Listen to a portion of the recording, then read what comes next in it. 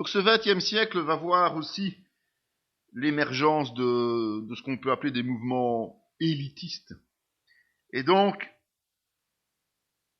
ceux-là sont nés parce que justement la société devient de plus en plus laïque, devient de plus en plus non respectueuse de Dieu. Et donc progressivement, il y a des gens comme ça qui veulent se démarquer. Et il y a parfois des complètement farfelus qui n'ont aucun lien avec la Bible. Et puis il y a ce qu'on peut appeler des christianisés, donc qui se basent sur Christ. Mais il faut quand même se rendre compte que lorsque, et c'est pour ça qu'on appelle ça élitiste, un mouvement a à sa tête uniquement quelques personnes, un petit nombre de personnes qui sont initiées, donc qui connaissent des secrets que d'autres n'ont pas quelque part, ben, souvent ils mettent sous influence ceux qu'ils dirigent. On a déjà vu ça précédemment dans des religions beaucoup plus larges, mais ici on va se rendre compte que c'est de plus en plus fréquent. On ne saurait pas tout décrire, on ne saurait pas tout reprendre évidemment, mais il y en a certains qui valent la peine d'être soulignés parce que bon, on est confronté à eux régulièrement et il faut quand même pouvoir se positionner, surtout au niveau des dérives au niveau doctrinal, parce que c'est ça qui est important, de pouvoir répondre aux dérives doctrinales. Et souvent, ces gens, quand on dit élitistes aussi, c'est parce qu'ils estiment que, un peu comme les catholiques précédemment, il n'y a que leur religion, qu'appartenir à leur mouvement, qu'appartenir à leur groupe qui amène à être sauvé. C'est dommageable, évidemment. Et chacun doit faire preuve de discernement spirituel pour ne pas se laisser piéger. Le premier de ces mouvements élitistes, ce sont les témoins de Jéhovah, et on a déjà commencé à en parler, on va continuer ici. Puisque Russell est décédé début du XXe siècle, en 1916, il reste considéré par les fidèles, par les membres des témoins de Jéhovah comme étant le messager de Laodicée, ou bien comme l'esclave fidèle et avisé. Ce sont des termes qui reviennent régulièrement quand on parle de lui. Et donc on arrive à Rutherford.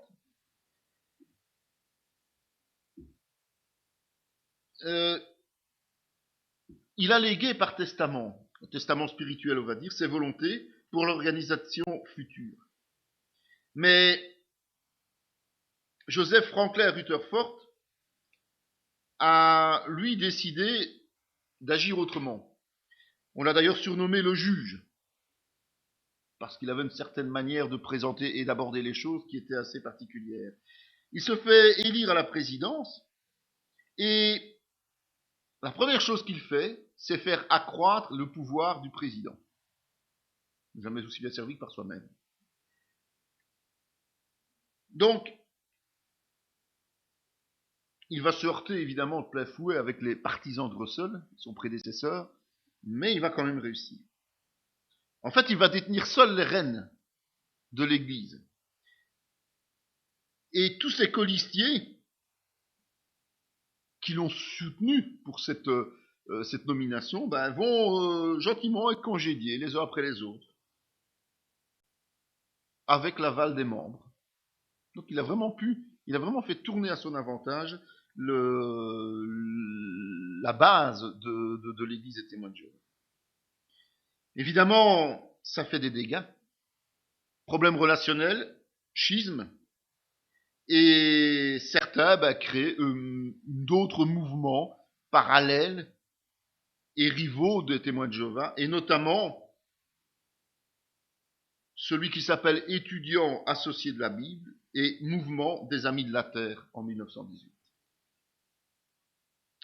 Mais dès 1916, Rutherford va prophétiser qu'en 1918, toutes les églises seront détruites et que 2 ans plus tard, en 1920, les républiques disparaîtraient.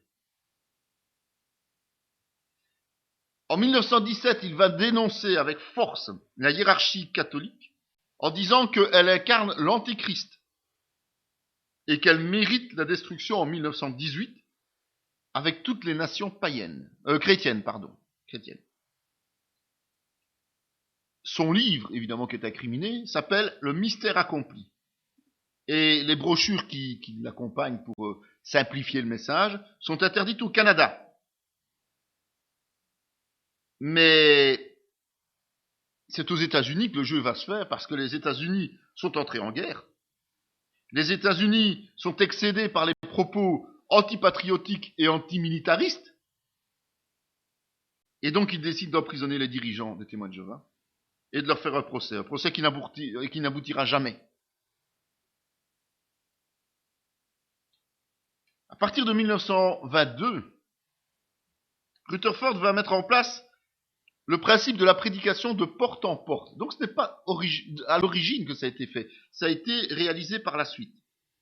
Insistant sur la nécessité de réveil et sur le fait que de nombreuses personnes ne connaîtront pas la mort puisque l'âge d'or est arrivé. La fin des temps, pour lui, est programmée pour 1925. Alors on distribue des écrits, des enregistrements par millions. D'autres se baladent en homme sandwich.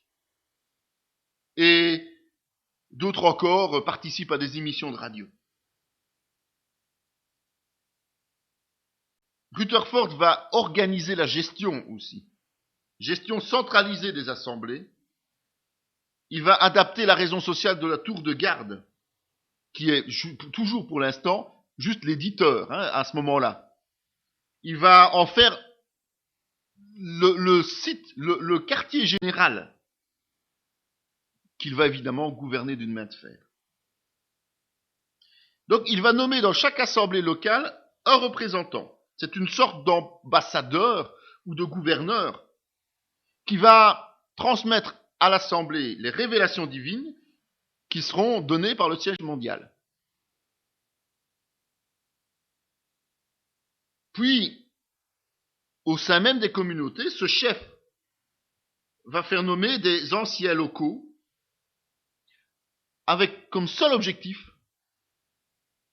de faire respecter aux fidèles les ordres qui sont donnés au sommet.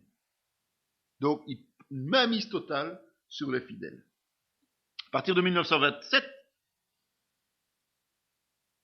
les fidèles sont invités à participer à la prédication de groupe, principalement le dimanche, et à des sorties organisées appelées campagnes divisionnaires.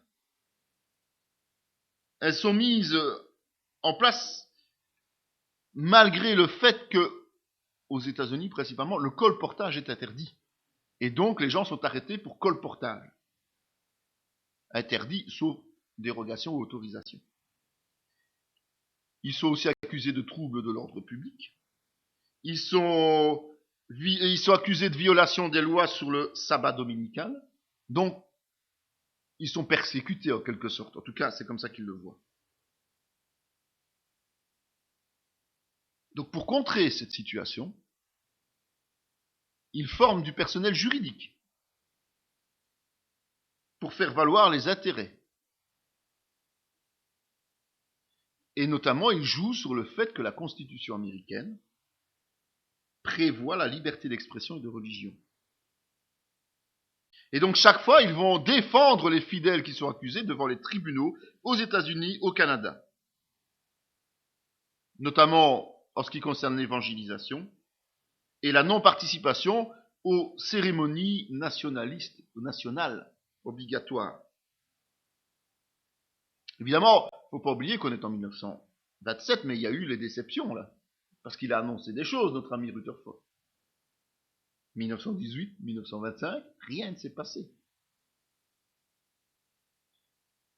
Et donc, à partir de l'année 1927 et jusqu'en 1935, l'eschatologie du mouvement de la tour de garde va totalement changer. Et on dit que 1914 est officiellement la date qui marque le début de la présence de Christ sur terre. L'année où il a été intronisé roi. C'est l'année officielle, c'est la période retenue par les témoins de Jéhovah comme s'étant tout à fait différenciés du reste de la chrétienté. Ils se sont isolés à ce moment-là. Le retour a encore été annoncé pour 1929. Retour des patriarches de l'Ancien Testament. Les gens on a construit une maison pour les accueillir sur base des dons des fidèles. Donc on a fait des récoltes de fonds pour créer une maison, pour construire une maison pour les patriarches de l'Ancien Testament qui devaient revenir sur terre. Évidemment, on arrive en 1930, on doit constater l'échec. Et donc on va maintenir les mises en garde concernant Armageddon, mais on va omettre de donner de nouvelles dates.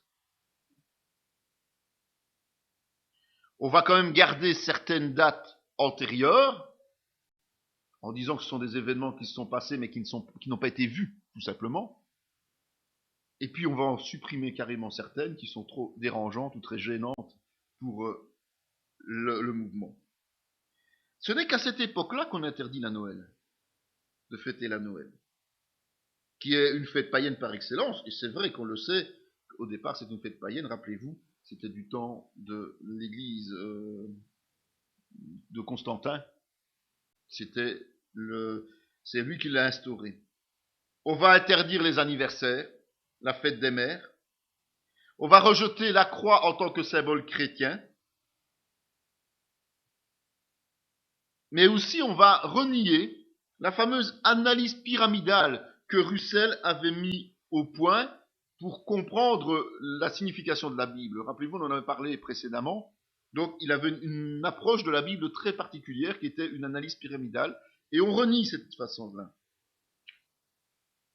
Et puis, on s'approprie l'exclusivité du salut. Il faut être témoin de Jéhovah pour être sauvé.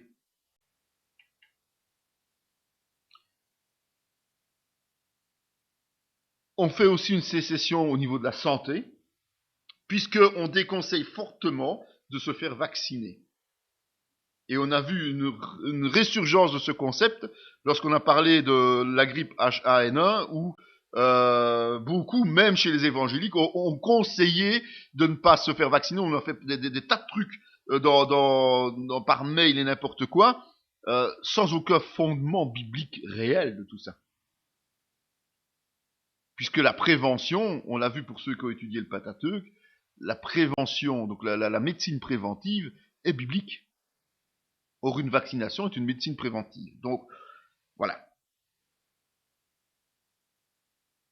C'est finalement en 1935 que Rutherford va proposer un discours qu'il appelle un nouveau nom. Et c'est là qu'on va adopter le nom de témoin de Jéhovah, basé sur Ésaïe 43, 10, 12. C'est en fait sa manière de dissocier officiellement ceux qui sont fidèles à la tour de garde de ceux qui ont fait dissidence lorsqu'il est arrivé au pouvoir en réalité. Une précision est aussi donnée quant à la fameuse grande foule d'Apocalypse 7, 9, 17, c'est-à-dire que ceux qui sont destinés à la vie éternelle sur terre, cette fameuse conception de la vie éternelle sur terre. Ils doivent répondre aux mêmes critères que les fameux 144 000 élus, c'est-à-dire avoir été baptisés et être fidèles. En 1935, Rutherford invite ses membres à ne plus saluer le drapeau national, ce qui va amener une persécution sans précédent. Il est hué par les autres églises. Mais il affirme aussi que la religion catholique, mais aussi toute la chrétienté, le judaïsme, les gouvernements, la société des nations en général, est un piège et une escroquerie. Donc tout le monde, quoi. Tout le monde est mauvais sauf lui et son mouvement. En fait, les témoins de Jéhovah, pour lui, sont les seuls à être corrects. En 41, juste un an avant sa mort, il va encore monter d'un cran. Il va inviter les parents à veiller à ce que leurs enfants s'engagent activement dans l'organisation en prêchant. Donc, les enfants vont devoir prêcher. Vous imaginez.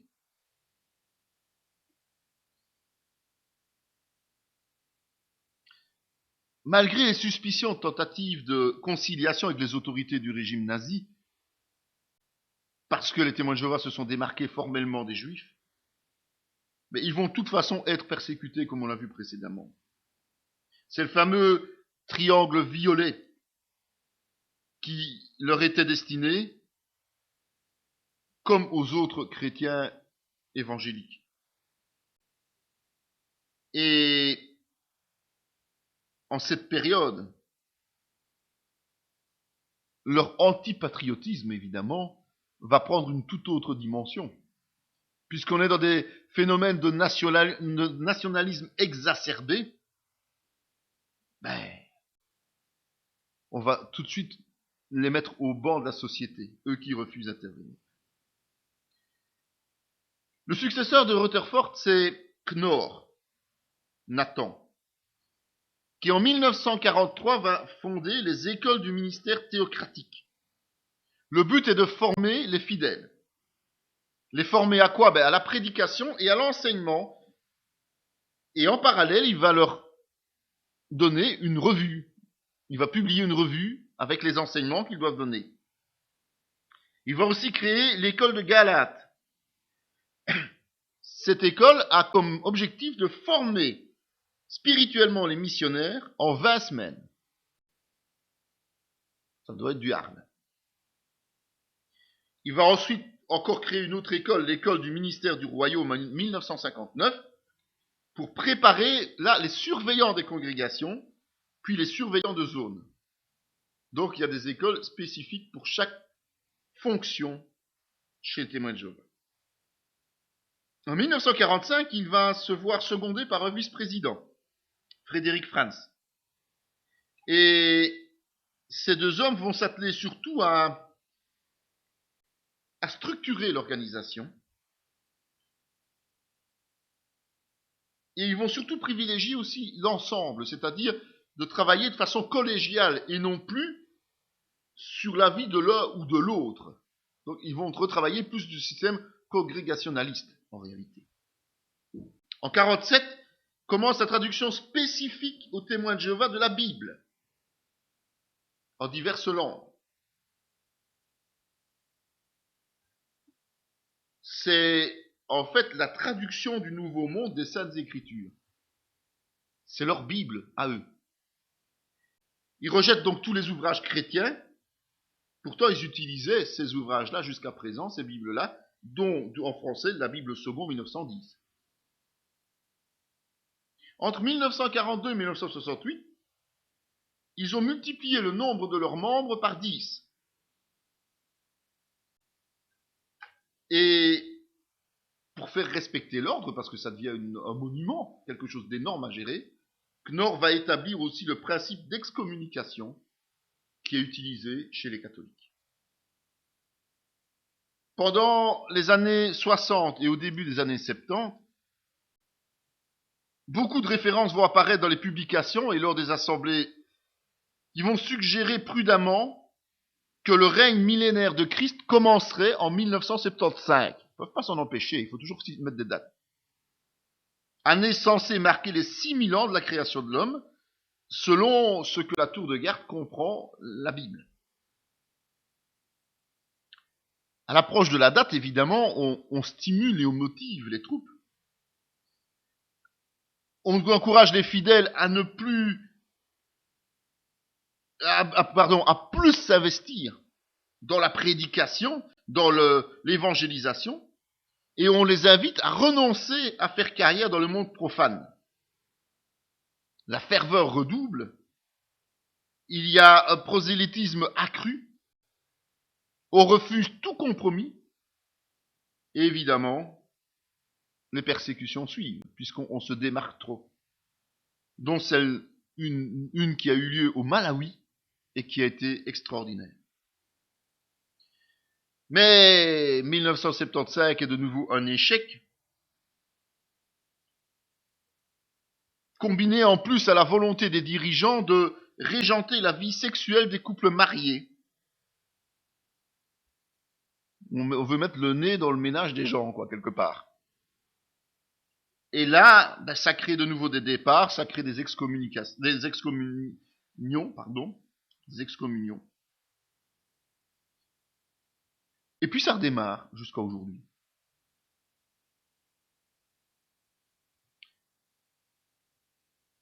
Il y a une véritable hémorragie à ce moment-là. Ils étaient considérés comme plus ou moins 2 millions de personnes officiellement déclarées comme membres. Et il y en a 500 000 qui quittent le navire. En ce compris des membres de la hiérarchie, donc pas seulement des fidèles, mais aussi des membres de la hiérarchie. Et donc pour endiguer cette situation qui ne fonctionne pas, on va réduire l'autorité du président à presque rien. Et on va transmettre le pouvoir à une nouvelle invention, le collège central, qui va être mis en place en 1976. Et la tour de garde va récupérer sa fonction première, c'est-à-dire l'édition. Knorr meurt en 1977. Et donc le vice-président, Franz, devient président, entre guillemets, honorifique, puisqu'il n'a plus grand-chose à dire. Et au sein du collège central, bien la doctrine est à nouveau remise en cause par ce qu'on peut appeler des révolutionnaires, en tout cas des gens qui ne sont pas d'accord, dont le neveu du président lui-même, qui se fera excommunier en 1981. Il s'agit de rejeter les éléments qui ont été utilisés pour fixer la date de 1975, mais aussi de rejeter les principes selon lesquels il y a deux classes d'élus. Pour rappel, c'est la grande foule, donc qui vivra sur Terre, et ce sont les ouins, les 144 000. Et puis, de minimiser l'importance de la date de 1914, qui en réalité ne correspond à rien du tout. Puisque cette génération de 1914 devrait voir Armageddon. Mais ça commence à faire un peu vieux. On estime qu'il y a plus ou moins 13 000 membres qui ont été excommuniés, mais rien n'a bougé. Il n'y a pas eu de remous, c'est passé comme une lettre à la poste. En 1982, le mouvement va reprendre sa croissance, et en 1995, enfin, ils abandonnent le principe que la génération de 1914 devrait voir Armageddon, contraint forcé par l'usure du temps. Mais il continue à estimer que la fin des temps est très proche. Aujourd'hui, en fait, les témoins de Jéhovah sont encore décriés et toujours décriés, mais surtout pour leur refus catégorique de transfusion sanguine, même si un fidèle adulte ou enfant est en danger de mort. Ça, c'est vraiment le point qui heurte le plus l'opinion publique. Alors la question à se poser, c'est: les témoins de Jéhovah font-ils réellement partie du christianisme? Parce que pour le commun des mortels, les témoins de Jéhovah sont en fait une branche du protestantisme. Pour diverses raisons. D'abord, ils sont originaires, comme on l'a vu, de l'adventisme, du courant de Torse et Barbour. Ils donnent la primauté à la Bible, qui est considérée comme seule source infaillible de Dieu. Inspirée, cette Bible, évidemment. Comme les protestants, ils n'incluent pas dans la Bible les livres deutérocanoniques ou apocryphes. Ils se disent aussi héritiers du christianisme primitif. Mais, il faut quand même tempérer nos ardeurs, parce qu'il y a d'autres prises de position. Et pour eux notamment, la grande apostasie décrite dans la Bible a commencé dès la mort du dernier apôtre. Ils estiment donc que le concile de Nicée, qui a adopté le symbole du même nom, est la preuve flagrante de ça, à cause du fait que l'on ait adopté le principe de la Trinité. Ils sont convaincus que le vrai christianisme est synonyme de témoin de Jéhovah.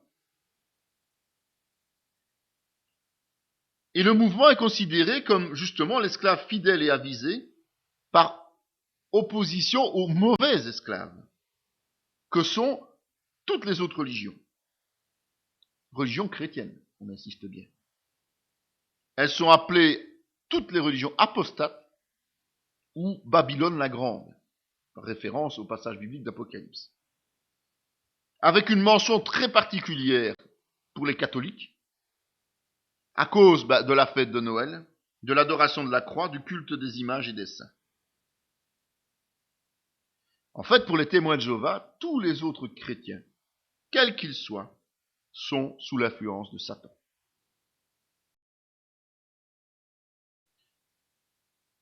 Outre cela, on va pouvoir aborder les autres courants d'idées chrétiennes qui sont aujourd'hui assez prisés. Et c'est intéressant de voir toutes ces différences. Le but n'est pas de mettre en exergue l'un ou l'autre mouvement, mais c'est de voir un peu d'autres courants d'idées que ceux qui ont été étudiés précédemment ou qui en sont issus. Et chacun se positionnera par rapport à ça, évidemment, mais c'est intéressant de voir jusqu'où l'homme peut aller dans ses prérogatives. Le premier, c'est ce qu'on appelle la science chrétienne ou le scientisme. En fait, pour certains, science et chrétien,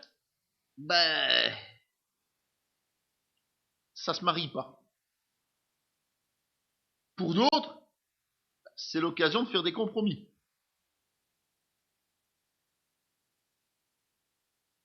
Et d'avoir une foi facile, quelque part. Puisqu'on fait des compromis, on a facile de croire. Pour eux, Dieu n'est en rien une personne, mais un seul esprit. Une existence impersonnelle, un amalgame de principes et de pensées qui ne peut être trinitaire puisqu'il serait triple. On serait là dans le domaine du polythéisme. D'accord ? Et à qui il est insensé de prier puisque Dieu n'est pas quelqu'un. On ne peut pas prier quelqu'un qui n'est pas quelqu'un. Donc, le Saint-Esprit n'est qu'une émanation de pensée du Dieu unique. Les témoins de Jéhovah sont aussi dans ce concept-là, que le Saint-Esprit n'est qu'une émanation du Dieu unique. Dans le même ordre d'idée, Christ est un sauveur impersonnel, mais certainement pas Dieu, qui est né d'une vierge consciente de son intimité avec l'Éternel. Donc il va abaisser son langage au niveau des hommes ignorants des choses spirituelles, en évoquant son propre corps charnel, mais en réalité son corps n'existe pas, c'est juste une façon de parler. Donc il n'est pas venu sur terre, c'est juste une façon de parler. Donc ça veut dire que la résurrection, n'a plus beaucoup d'importance puisqu'elle n'a pas lieu. La résurrection, pour les scientistes, c'est juste la prise de conscience d'une existence spirituelle par ceux qui n'avaient pas compris. En tant qu'homme, Jésus n'est pas Christ. C'est deux tout différents. L'homme n'est pas pécheur, mais il est incapable, car il est incapable de commettre la faute. En fait, la faute, comme la maladie, comme la mort, ne sont qu'illusions. Puisque la puissance vient de Dieu parfait. L'âme, c'est le divin de l'homme. Et de ce fait, l'âme ne pêche pas. Peut-être que l'homme fait des bêtises, mais l'âme ne pêche pas. En réalité, la chute, ce n'est qu'un rêve fait par Adam. Donc il suffit de nier l'existence du péché pour en être débarrassé. On peut faire ce qu'on veut, c'est pas péché. C'est d'ailleurs un préalable de nier l'existence du péché pour pouvoir comprendre la science de la vie. Donc, comme je l'ai dit, la mort expiatoire de Jésus n'a plus aucune raison d'être. Et c'est même incohérent de dire que Jésus est mort pour nos péchés. Parce que si l'humanité était vraiment pécheresse, un sacrifice comme ça d'une personne n'est pas suffisant. chacun devrait prendre sa part de sacrifice chaque jour pour espérer la rédemption. Le salut est donc inutile, puisque Dieu a créé toute chose parfaite et immortelle, dont l'homme, par son âme évidemment, pas par son corps, mais par son âme, et selon ses plans. L'homme n'a donc jamais été éloigné de Dieu. Il lui suffit de comprendre la vraie signification des Écritures. En fait, c'est là que le secret se trouve, quelque part. La quête du Graal, presque, ça me fait... Quand je lis ça, c'est presque ça. Les sacrements ne sont pas pratiqués. Puisque la conception de la communion avec Dieu ne peut pas être rituelle, mais uniquement spirituelle. Quand on continue dans cette logique de science chrétienne, on arrive dans le fait que, puisqu'il y a perfection, il ne peut pas y avoir jugement dernier après la mort physique. Il ne peut pas y avoir l'enfer. Comme pour la chute d'Adam, ce n'est qu'un rêve, ce n'est qu'illusion. C'est le nom de péché qui sera détruit, pas les âmes pécheresses, qui sont en permanence jaugées par Dieu durant toute notre vie terrestre.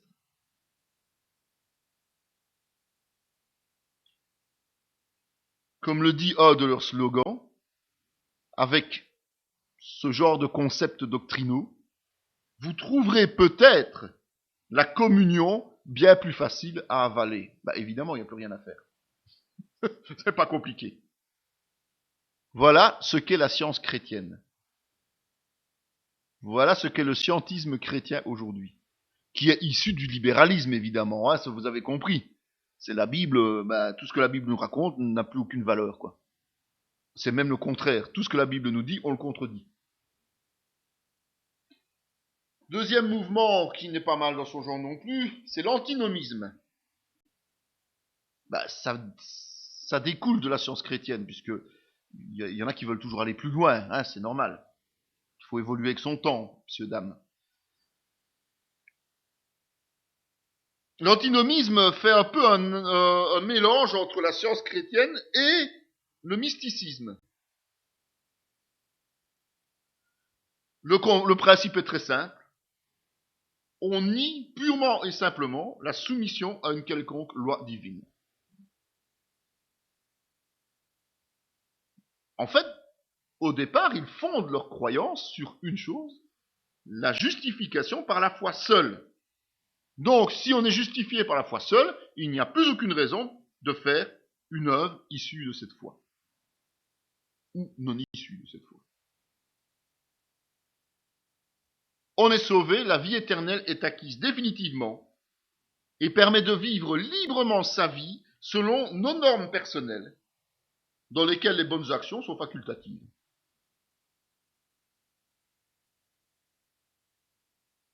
Pour comprendre un peu mieux ce concept, on pourrait prendre l'exemple que le chrétien pourrait, chrétien né de nouveau évidemment, ne pas déclarer ses revenus à l'administration fiscale, mais dans des proportions raisonnables, à l'encontre même de ce que Jésus a enseigné, puisqu'il disait de rendre à César ce qui appartient à César et à Dieu ce qui est à Dieu.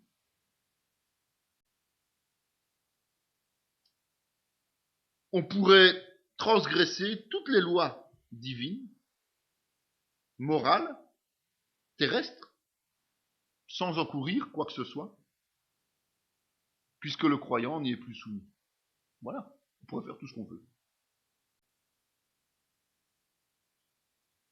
Dans le contexte néo-orthodoxie, on a vu le mysticisme, et on va voir maintenant le mouvement du spiritisme à la sauce chrétienne.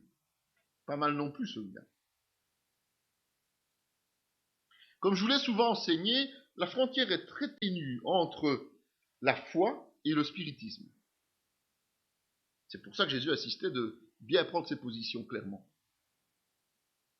Le meilleur exemple biblique, c'est Saül, pas Saul, Paul, mais Saül, qui n'a pas hésité à franchir la frontière en allant lui-même invoquer les morts et qui a perdu son onction. C'est quand même un exemple à retenir dans l'histoire de l'Église. Même s'il était sous l'Ancien Testament, c'est quand même très intéressant de voir que Dieu peut retirer une onction. Donc, selon la connaissance spirite, Dieu, qui est créateur et soutien de la création, est impersonnel. Et que le Saint-Esprit est pure invention. La Bible est fausse. Ben oui. Elle est même offensante. Car elle n'est pas inspirée de Dieu alors qu'on dit qu'elle est inspirée de Dieu. Jésus n'est évidemment pas le Messie et encore moins Dieu. Mais un être spirituel élevé, un médium ou médiateur de niveau supérieur. Probablement de la 6e sphère. Qui ne s'est en aucun cas manifesté en chair. Le christianisme, en réalité, c'est un peu comme la préhistoire. C'est-à-dire que le christianisme, pour eux, n'enseigne qu'une infime partie des révélations spirituelles. Et ce sont uniquement des esprits de l'au-delà qui sont aptes à nous révéler la réalité céleste, et pas la Bible. Tout le monde sait que l'humanité n'a jamais chuté. Et que le mal n'existe pas, voyons. C'est Dieu qui détermine notre destinée, quoi que nous fassions. Donc, Jésus n'avait vraiment aucune raison de se sacrifier. Et c'est pour ça qu'il ne l'a pas fait. Facile. S'il a bien existé en tant qu'homme, c'était tout simplement un juif religieux et idéaliste. Hein. Et il est mort inutilement dans d'atroces souffrances. En fait, tout se déroule au niveau de l'âme, dans le monde des esprits. La mauvaise conduite va être réprimée au niveau de celle qui faute.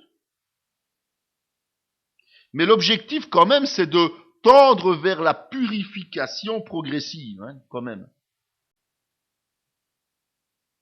Donc c'est par le biais de ces communications avec les esprits que l'homme va bonifier et ainsi devenir en quelque sorte son propre sauveur. Évidemment, tous les spirites qui sont évolués, c'est-à-dire les sages, les érudits, les compatissants, savent que et le diable et l'enfer ne sont que des fadaises, et que la résurrection et le jugement des hommes n'existent pas. Et, quitte à rajouter, vive la réincarnation. Ça existe dans le mouvement chrétien. Le 4e mouvement, c'est la théosophie, ou sagesse de Dieu.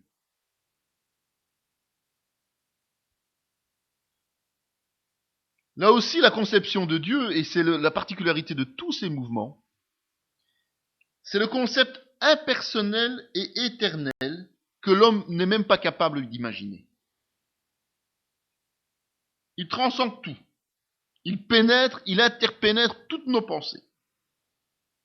Être théosophe, c'est adorer l'esprit de vie et s'identifier à lui, puisque l'homme est un être spirituel, qui est uni dans son essence à l'esprit universel. Jésus est reconnu, hein. C'est un excellent enseignant.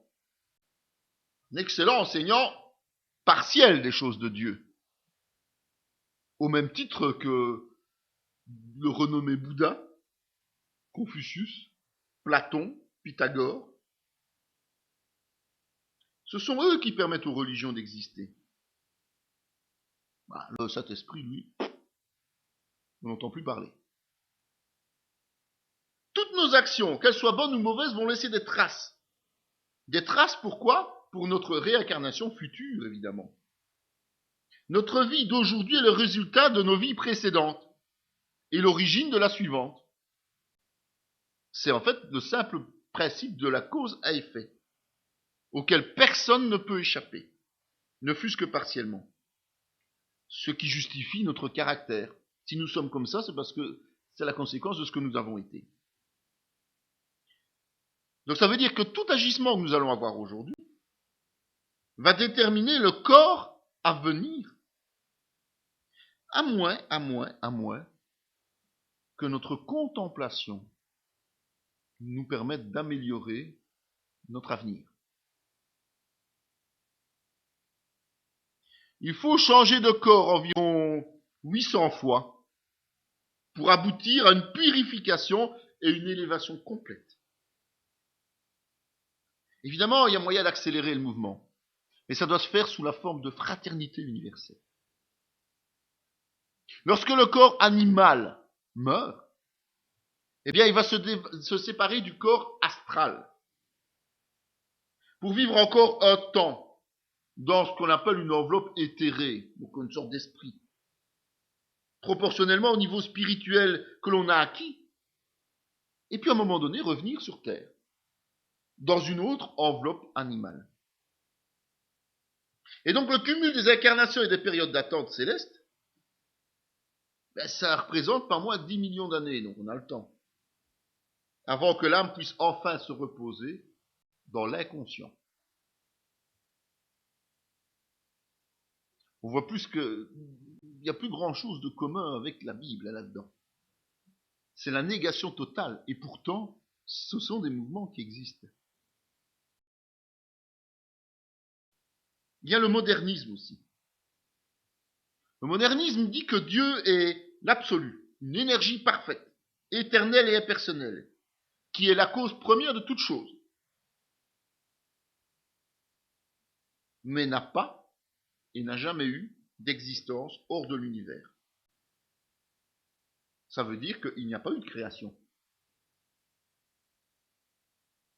Et pour reconnaître Dieu, il suffit de contempler l'univers. Et quand on contemple l'univers, on s'élève spirituellement. Il suffit de rester sans rien faire et on grandit, quoi.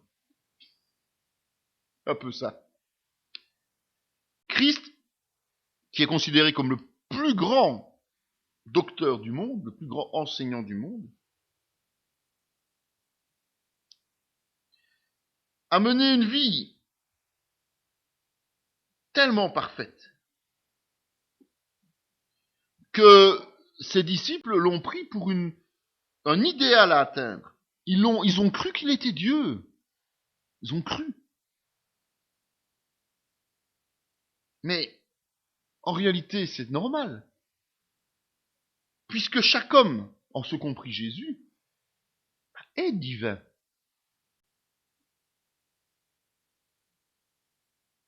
Et bon, la naissance de Jésus, ses enseignements, sa résurrection, ce sont des fables qui sont tirées des croyances populaires de son époque, voyons, juives et païennes. Hein. Et les miracles qu'il aura accomplis, ce sont tout simplement des légendes qui sont montées sur base d'actes tout à fait normaux et naturels de tous les jours. Hein. Le Saint-Esprit, en fait, ce n'est que la visibilité de la justice qui sort du cœur des hommes, influencés par Dieu. Donc le Saint-Esprit, c'est un peu une émanation de l'homme, quoi, si on résume. Évidemment, les hommes sont soumis aux lois de l'évolution perpétuelle, puisqu'ils sont une parcelle de cette énergie universelle. Donc chacun est une parcelle de l'énergie universelle. Il n'y a pas de liberté. On est dans ce système, point, c'est tout. Et on n'a pas d'autre choix. Et si aujourd'hui l'humanité, au niveau éthique, est dans une situation exécrable, c'est parce que l'homme est tout simplement incapable de s'élever au-dessus de sa condition animale. Et donc il ne peut pas comparer ses actions au bien. Seule manière de comprendre ses erreurs.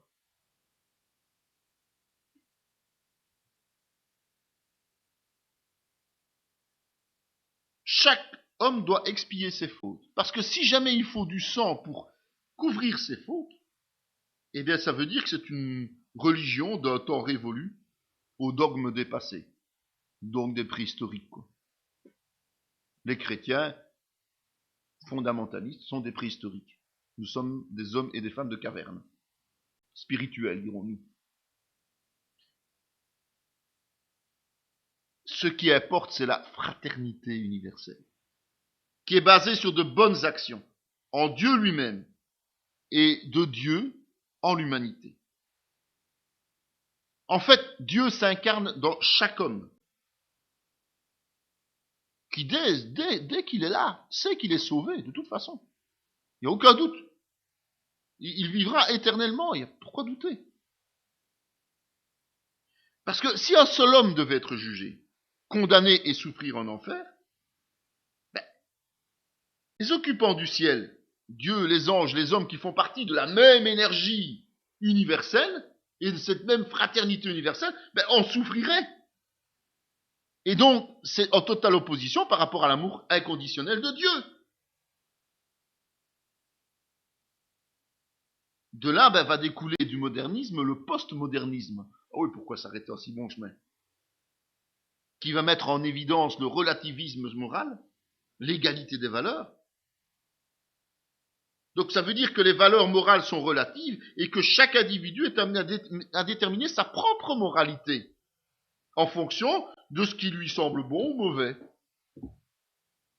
Donc ce qui peut aujourd'hui me sembler mauvais à moi peut très bien sembler tout à fait bon à l'autre. Si moi je suis un peu excessif et que j'aime bien foutre une baffe à tout le monde chaque fois que je croise quelqu'un, c'est bon pour moi, ma morale elle est bonne. Voilà. Et l'autre va se dire, non, c'est pas bon. Oui, mais ça c'est son problème. Il n'y a pas besoin de frapper les autres alors. Et voilà le principe. En fait, le paradis est si éloigné du temps présent qu'on peut se permettre de vivre selon nos propres volontés maintenant. Hein. Il sera toujours temps d'y penser plus tard. Pour fonder sa vie sur un tel concept, il faut évidemment estimer et considérer que la Bible, la vérité, est aussi relative. Oui. En réalité, plus rien n'est ni bon ni mauvais, puisque tôt ou tard, quelqu'un va considérer comme morale la pire des abominations, comme par exemple le racisme. En fait, défendre de telles idées, c'est tout simplement renier la condition chrétienne pour garder juste un titre de chrétien. La théologie de la pauvreté. On n'a pas fini dans les mouvements, c'est extraordinaire. Il y en a tant qu'on veut. C'est extraordinaire. La théologie de la pauvreté. Comme dit son nom, ça veut dire que la richesse est synonyme de malédiction. Et donc on doit rejeter toute forme de matérialisme. En fait, c'est le concept des ermites du début des temps de l'Église. Hein. Ceux-là même qui s'imposaient des souffrances qui les amenaient même à mourir prématurément, pour être, selon eux, agréables à Dieu. C'est aussi le même principe que les moines, en tout cas, les règles qui imposaient l'isolement et le silence absolu, le dépouillement. Et donc les plus ardents vont refuser le modernisme. Et dans ces mouvements-là, on a notamment les Quakers, les Amish. L'accès aux études et aux fonctions élevées, le rejet des autorités civiles et dont la désobéissance civile en refusant l'incorporation, le vote électoral et une carrière de fonctionnaire, par exemple.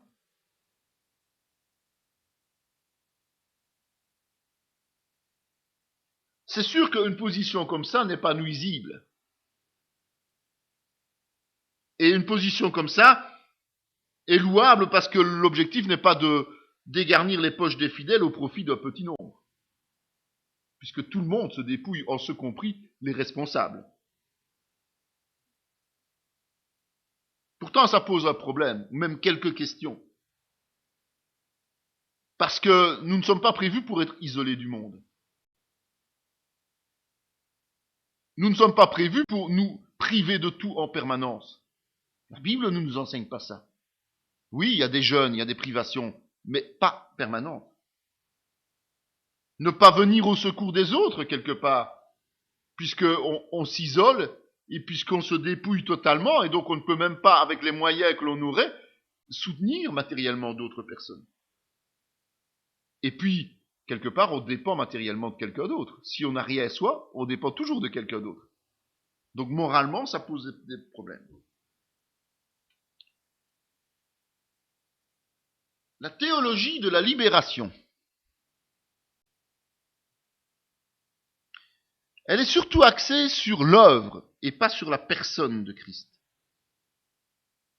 Et c'est un peu un mélange entre le christianisme et le marxisme. Mais c'est en Amérique du Sud qu'elle va apparaître. En fait, elle naît d'un parallèle avec l'Exode. L'Exode qui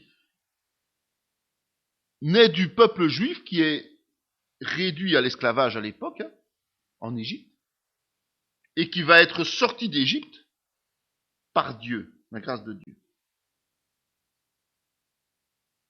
Et donc, les penseurs de ce mouvement de la théologie de la libération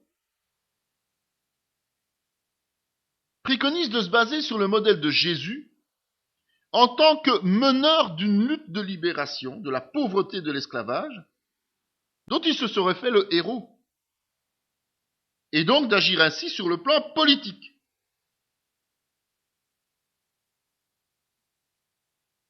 C'est vrai que Jésus n'a jamais hésité à se dresser contre toute faute, toute forme d'exploitation. On est bien d'accord. Il est aussi venu offrir la liberté. Mais pas par les armes, pas par la force, par son propre sacrifice. Et il est venu l'offrir à tout qui spontanément, volontairement croirait en lui. Ce n'est pas un objectif, c'est un fait acquis. Donc ce n'est pas un modèle à suivre pour libérer les peuples, c'est juste un fait acquis qu'il nous a déjà libérés. Qu'il a libéré tout qui croirait en lui. Et donc, pour eux, le fait que Jésus ait été crucifié, ben, c'est un peu comme les zélotes à l'époque de Jésus. C'est un échec et pas une victoire.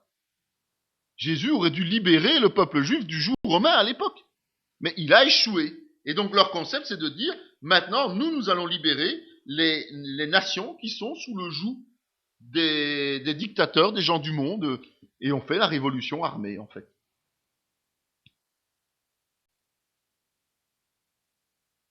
La psychothérapie chrétienne. Avant, on appelait ça la cure d'âme, la relation d'aide.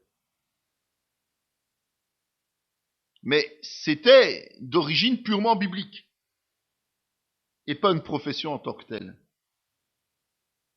C'est une partie du ministère, et pas un job à part entière.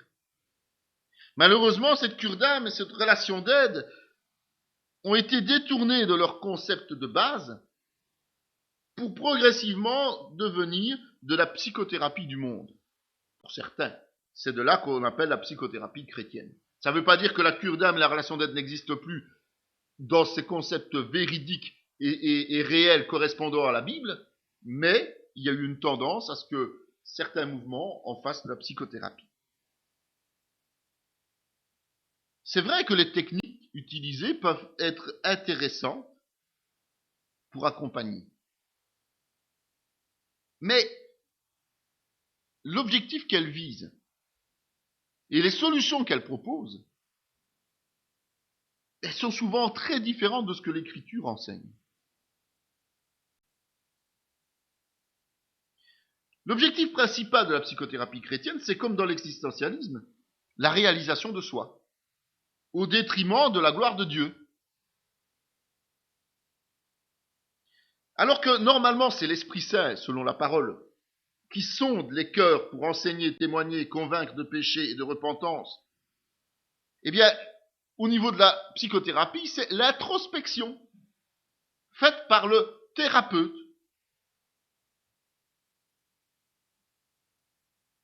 Et donc, notre état de pécheur ne va pas être une prise de conscience pour une repentance et une demande de pardon, mais le thérapeute va ôter toute forme de culpabilité,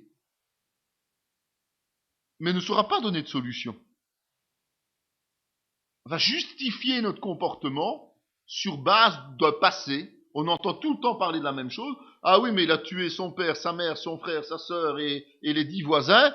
Mais qu'est-ce que vous voulez? Il a eu une mauvaise enfance. Il n'était pas aimé dans son enfance. On entend tout le temps cela. Eh bien, c'est sur des concepts tels que ceux-là. On apprend à s'accepter tel que l'on est. Et puisque ce que l'on vit n'est jamais que le résultat des traumatismes vécus précédemment, et souvent pendant l'enfance et involontaire, ben on y est pour rien, tout simplement. Et donc, dans le monde chrétien aujourd'hui, on y met un petit habillage chrétien. Et ça se voit uniquement par les termes qu'on utilise. On change les noms, les mots. Mais le concept est exactement le même. Et c'est vrai que les praticiens de psychothérapie chrétienne aujourd'hui sont souvent des gens qui sont bardés de diplômes universitaires, d'attestations de formation en systémique et autres. Donc ce sont des psychothérapeutes du monde, en fait.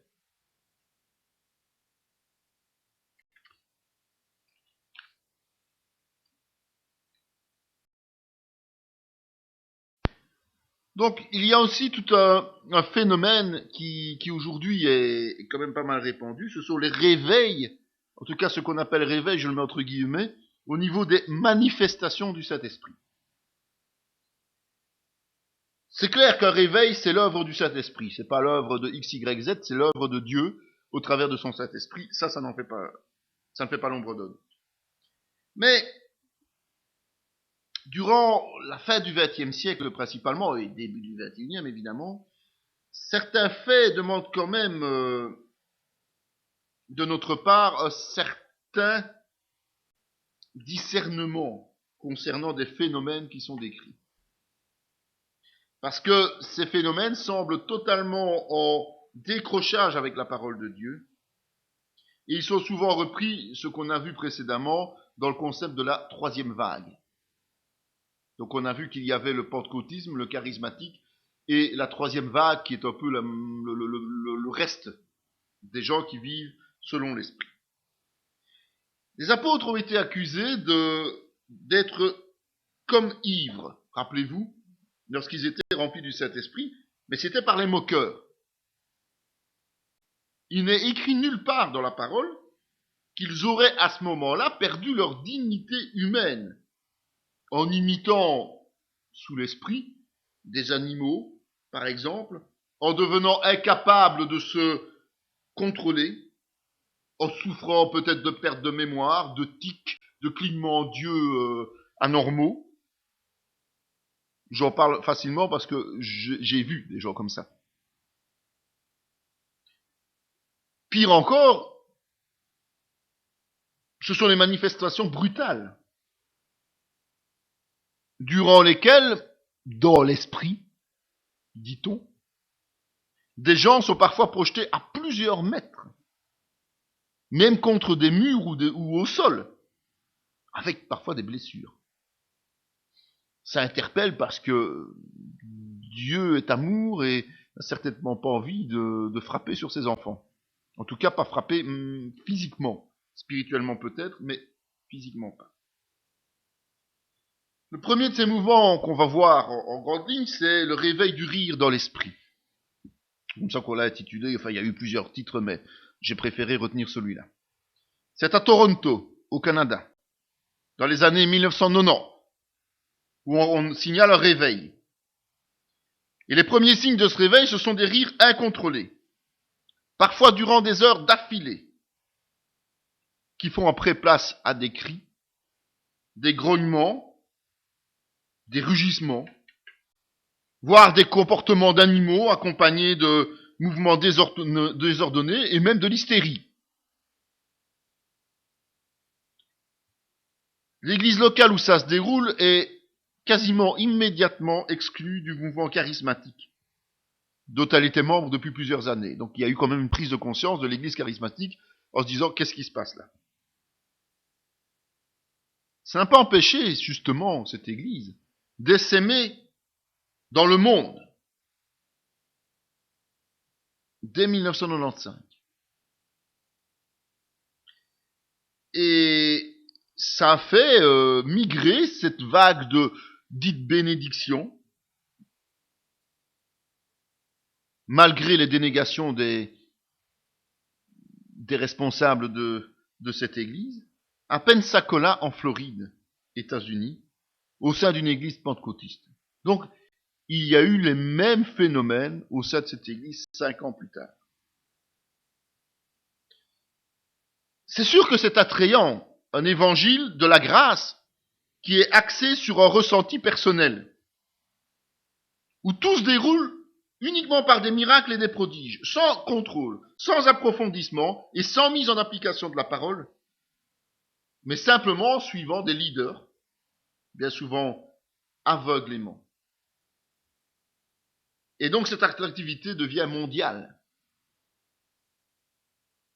Les chrétiens hésitent et puis beaucoup d'entre eux, parfois même des serviteurs réputés d'obédience évangélique, vont s'engouffrer dans le mouvement de façon plus ou moins importante. Évidemment, c'est facile de rencontrer la volonté de Dieu dans ces conditions-là. C'est aussi facile de régler ses comptes avec les autres. Parce qu'on reçoit soi-disant des paroles prophétiques qui sont simplement que ce que je pense de toi.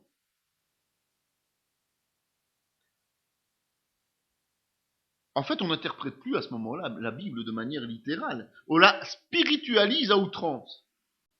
Et aussi de manière sélective. On ignore les passages qui sont gênants, et puis on sort ceux qui arrangent hors de leur contexte. Pour pouvoir confirmer avec force ce que les dirigeants tentent d'inculquer à leurs auditeurs. Et il faut savoir que cette erreur, elle a une origine très lointaine. C'est un des pères de l'Église, Origène, en 185 à 255 après Jésus-Christ. C'est lui qui a, si vous vous souvenez, ça fait déjà longtemps qu'on a vu les pères de l'Église, c'est lui qui a travaillé les textes bibliques sous l'influence de la philosophie grecque, en privilégiant l'allégorisme, c'est-à-dire de donner un symbole aux choses. Même Augustin s'est laissé piéger par ce principe d'analyse de la parole lorsqu'il a abordé l'eschatologie. Et notamment le concept amillénariste, si vous vous souvenez, dont on a parlé. Pour défendre leur position, évidemment, puisqu'ils sont contestés, les leaders de ce mouvement font souvent référence aux événements spirituels qui sont survenus lors du grand réveil américain initié par Jonathan Edwards, si vous vous souvenez. N'oubliez pas que Jonathan Edwards lui-même a, après coup, estimé que la fin du réveil a été causée par ces fameux débordements incontrôlés. Et qu'il s'en est voulu de ne pas avoir stoppé ces comportements plus rapidement.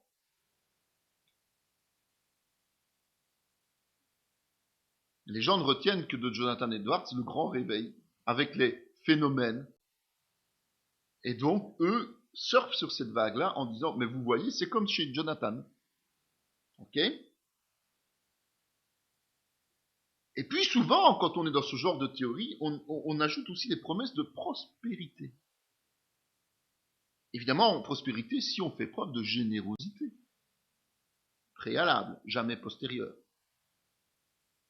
Et quand on promet aux gens fortune, bonheur et santé, comme par hasard, il y a des tas de conversions. Alors là, le nombre de convaincus fait plus que décupler. Mais ça ne veut pas dire que même dans ces mouvements-là, il n'y a pas de conversion sincère. Puisque si on proclame la bonne nouvelle, des gens peuvent être réellement touchés.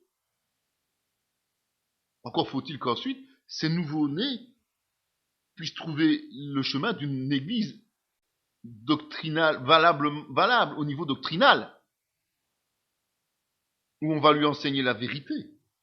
Sinon, il risque aussi de tomber dans les mêmes travers. Et donc, on a ce réveil du rire, et puis on a vraiment le mouvement appelé l'évangile de prospérité, en tant que tel. Il y a beaucoup d'autres appellations qui se veulent de ce mouvement. En fait, ce qu'on a l'impression, c'est qu'une fois qu'un mouvement est un peu trop dans le collimateur ou un peu trop mal vu, eh bien, on change l'intitulé pour reprendre les mêmes fidèles dans d'autres filets. Le message est simple. Tout chrétien est en droit d'être en parfaite santé et de prospérer matériellement. Évidemment, tout ça est une question de foi personnelle. Cette foi qui nie bien trop souvent l'évidence. Donc, en fait, affirmer de manière positive quelque chose qu'on accomplit force en quelque sorte Dieu à agir en conséquence. Dans les milieux paranormaux, qui sont quand même du monde des ténèbres, je le rappelle, on appelle ça la pensée et la confession positive. Et en psychologie, on appelle ça la méthode Coué. En fait, si le chrétien suit ce raisonnement, il est capable de tout. Non plus par la grâce de Dieu, mais par sa propre force mentale. En d'autres mots, c'est Dieu qui dirige Dieu, c'est l'homme qui dirige Dieu et le Saint-Esprit. Lui est une sorte de centrale d'énergie que l'on utilise selon nos désirs, selon nos besoins personnels. En fait, on dirige quelque part le Saint-Esprit. J'ai déjà entendu les gens qui priaient en disant « Saint-Esprit fait ceci, Saint-Esprit fait cela ». Eh bien, c'est ça. On dirige soi-même le Saint-Esprit, alors que les prières doivent la parole nous dit que les prières doivent s'adresser au Père par le Fils.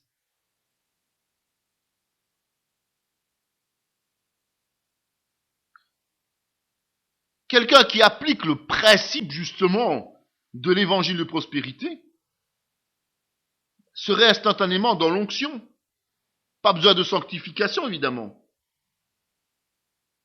Et être malade, être pauvre, ce serait synonyme d'un manque flagrant de foi. Bonjour la culpabilité. On retombe dans les mêmes travers que quand on dit pour être baptisé de l'esprit, la preuve c'est qu'on parle en langue. Bonjour celui qui parle pas en langue, quoi. C'est un non-sens, mais c'est comme ça. Et donc la foi va se mesurer à quoi? Aux fruits matériels et non plus aux fruits spirituels. Or, les fruits de l'esprit ne sont que spirituels. C'est une déviance dangereuse, évidemment. Et parfois des obédiences entières ont quitté les voies de la vérité simplement sur ces bases de facilité. On place les connaissances révélées au même niveau que les Écritures.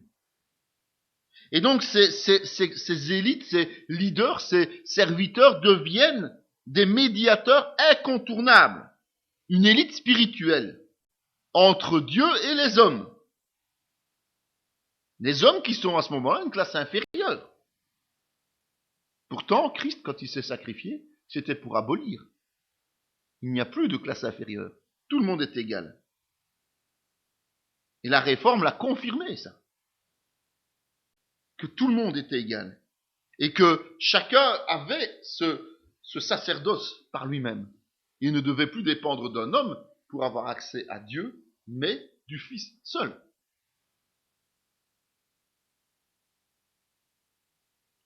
Autre notion de réveil, de mouvement, c'est le mouvement du combat spirituel. C'est clair que chaque chrétien est enrôlé dans l'armée de Dieu. Ça, on n'a pas d'autre possibilité. Mais c'est pas pour faire de l'excès de zèle. C'est pas pour agir en dépit du bon sens. Actuellement, il y a des spécialistes qui ne font que de l'affrontement direct avec l'adversaire. Ça veut dire que toute situation contrariante est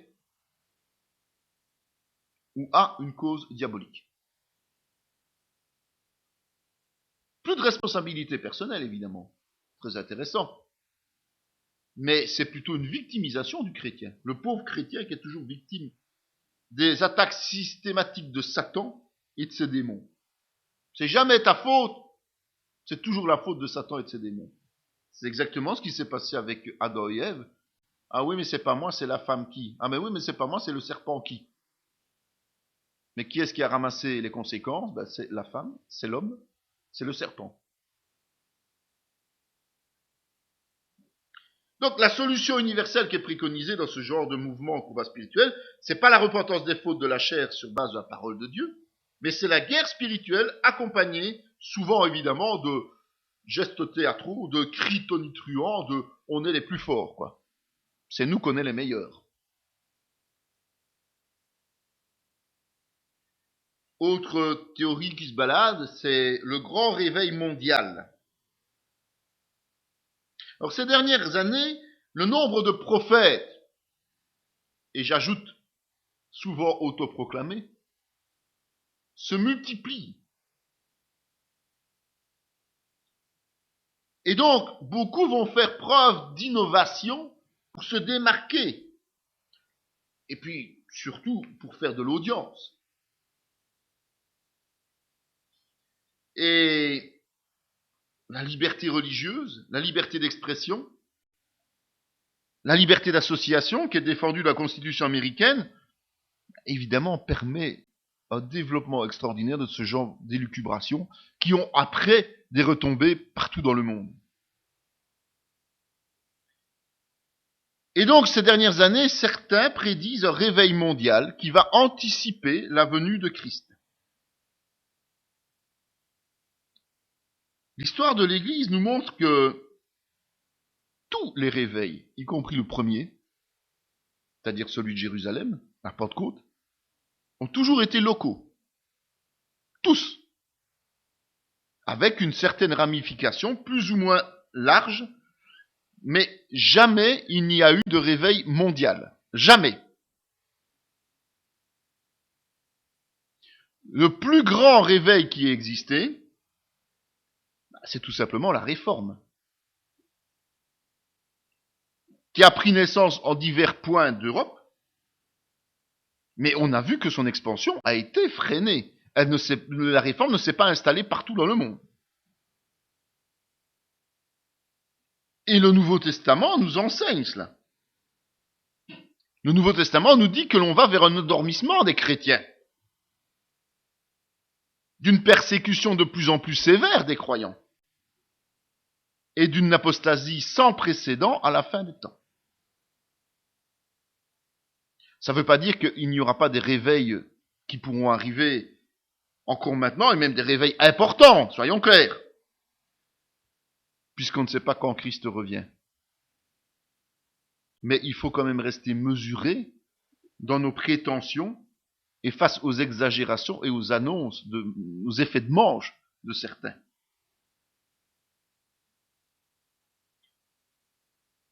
Évidemment, ce sont des extrapolations qu'on peut dire gnostiques. Elles vont souvent de pair avec quoi? Avec une méconnaissance, volontaire ou pas, des événements de la fin, dont notamment l'enlèvement de l'Église, du millénium qui suit, et on ajoute des principes qui ne sont pas bibliques, comme une ère d'excellence pour l'Église des derniers jours par rapport à l'Église primitive. Ça, c'est ce qu'on appelle la doctrine de la domination. La substitution de l'Église à Israël, c'est ce qu'on appelle la théologie du remplacement ou de substitution. Donc Israël n'existe plus, c'est l'Église qui reprend. Et parmi tous ces genres, de grands noms circulent. Notamment dans le mouvement charismatique de la troisième vague dont je parlais déjà tout à l'heure, dont certains prophétisent notamment l'armée de Joël, ou de la domination, ou encore le royaume de Dieu maintenant, qui établira le règne de Jésus-Christ sur terre avant son retour. Donc c'est nous qui allons faire le travail pour que Jésus revienne tranquillement.